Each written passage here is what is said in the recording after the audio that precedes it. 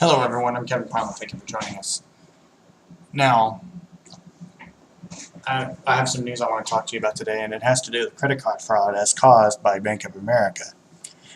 The Consumer Financial Protection Bureau has ordered Bank of America to pay $727 million to customers who were duped by the bank's illegal credit card marketing and billing practices.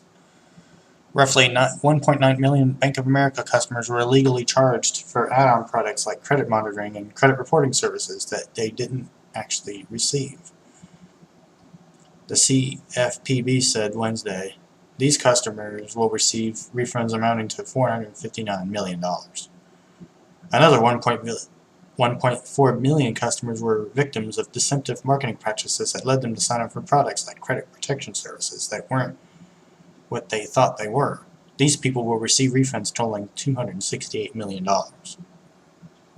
In addition to the refunds it'll pay customers, Bank of America and its subsidiary, FIA Card Services, will also be required to pay a $20 million penalty to the CFPB. Separately, the Office of the Comptroller of the Currency is fining the bank $25 million. Bank of America both deceived consumers and unfairly billed consumers for services not performed. We will not tolerate such practices and will continue to be vigilant in our pursuit of companies who wrong customers in this market. Director Richard Cordray made that quote. Bank of America stated that it stopped offering the add-on products more than a year ago and has already issued refunds to most of its customers who were impacted. A bank spokeswoman stated that they were committed to ensuring that our products and services are marketed and billed responsibly. This is the fifth action that the CFPB has taken against the bank for illegal actions surrounding credit card add-on products. It's also the largest refund the government watchdog has ever ordered, mainly because of the size of the bank and because the actions go back to 2001. Others occurred over shorter periods of time. Over the past 2 years, Capital One was ordered to refund customers $140 million. Discover Card refunded $200 million to customers. Chase's refunds totaled $309 million, and American Express has refunded customers up to $60 million. So now I'm thinking, what is this about, really? I mean, you have incidences where credit card fraud takes place.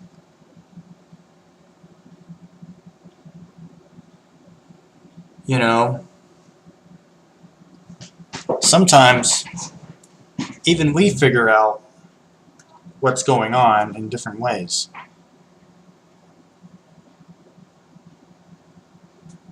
And when we come back, I'm going to talk to you about a show that I've seen before. But a restaurant not allowing men. Stay tuned, we'll be right back. And welcome back to the show. Now, the show that I was referring to was Kitchen Nightmares. There was one episode where Chef Ramsay had to walk out the first time from that very same place. But this coming Friday night at 8/7 Central on Fox on April the 11th, Chef Ramsay is going to go back to that same place where he walked out previously to see how things have been doing since he walked out. But the video I was watching, turns out Amy so far was saying that she didn't feel comfortable around men because men had bigger egos for whatever reason it might be. I don't know what the deal is. If that place for women were for women only, then why is her husband there? You know? If he's the only one allowed there, that would be unfair, as far as staff is concerned. If you want to know more, tune in Friday night, April 11th at 8/7 Central on Fox. Now, something else I want to talk to you about today. Today was the first day that the Weather Channel has been back on DirecTV. I was looking into the customer complaints on DirecTV's Facebook page. And I'm going to read some of those comments to you in just a moment. But first, I want to talk to you about a story that I found out that happened here in Abilene. You see, the pedestrian just crossing South First was actually hit by a car, but the car ended up crashing into a tanning salon. Unfortunately, the woman who was crossing the street ended up being dead, and she was 76 years old. Meanwhile, the driver was a gentleman, and unfortunately, he was having medical issues that prevented him from paying attention to what he was doing, because if he didn't have any, he would have been able to see where he was going. So the good news is he wasn't drinking and driving or anything like that, but his medical issues ended up costing someone their life, and this could cause police to think it's their fault and charge them with murder even though it wasn't their fault. And we don't want that happening here in Abilene. So we just don't want anyone feeling penalized over something that wasn't their fault, that costed someone else's life, because they may not have had control over what happened to them at that moment, you know? I do feel sad for drivers who are expected to drive at bad times when they shouldn't be and stuff like that. There is a time when you don't have to drive anymore, you know, and we think about that every day. Me, personally, I don't drive cars. I use a bicycle, and I feel safe doing that because I never know when one day if I was to end up in a car, I end up crashing into somebody. I feel that it isn't fair that what isn't my fault could get me in trouble anyway in the car for no reason. I don't want that. Even if I wasn't listening to music at all in the car, it never would have made a huge difference. And so that's why I'm on a bike, if you want to know why. When we come back, I'll read to the comments from DirecTV's Facebook page. Stay with us. And we're back on the show.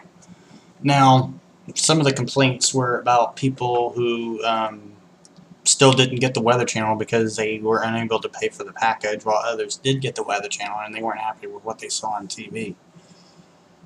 One example is from Gail Burke. She writes down, "So I turned on channel 362 to see the Weather Nation, and the Weather Channel is back on. And guess what they are showing? Highway to Hell. Get rid of the Weather Channel. That is not weather. What the heck is wrong with you, DirecTV? I am not paying to see that garbage. I'm so pissed." End quote. And here's another comment that's somewhat offensive. From Big Mac Walker, he writes, "Boo! You added the reality channel posing as a weather channel back. Boo!" This is in response to the reality shows that have caused complaints about the reason why DirecTV dropped the Weather Channel to begin with. We have some positive feedback too from Debbie Hayes. She writes, "Thank you for bringing back the Weather Channel. You rock." Now Steve Williams made a similar comment that was somewhat offensive, but not in a bad way, but rather they're just saying, I don't want this channel anymore because I don't like it. He writes, heard Weather Channel was back on. I changed it over to see it, and what's on? Another effing reality show. Thankfully he cleaned it up. Yank these losers and go back to the Weather Nation. Did they learn nothing?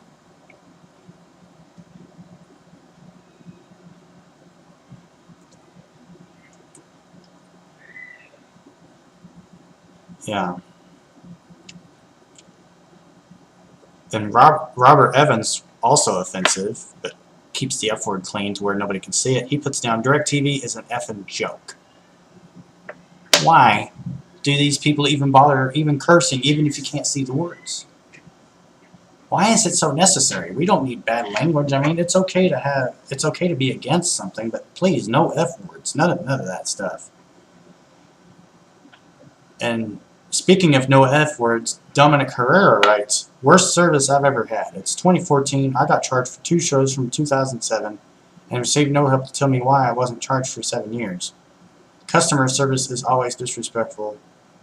Absolute joke of a company." That was unrelated to the Weather Channel, so I'm guessing it's probably video on demand that she was talking about. I'm not really sure. Or it could be that even though she wasn't on pay-per-view, it stated that she was anyway. She had no idea.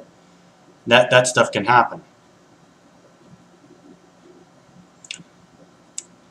And this comment also that has nothing to do with the Weather Channel, but rather the Genie.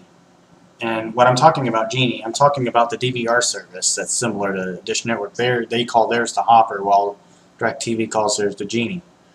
Anyway, Huey Thomas writes, so I called DirecTV 2 weeks ago to get the Genie installed and was told I could get it free April 7th.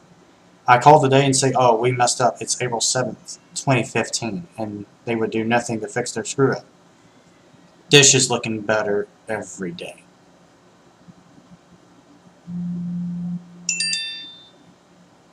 That was an unrelated text, by the way.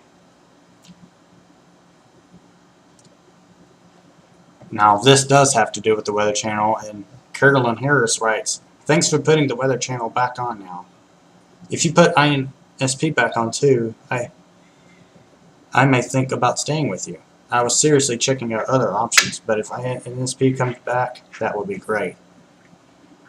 Here in Abilene, you can get INSP on Channel 70 on Sunlink Cable, but it's not available in high definition.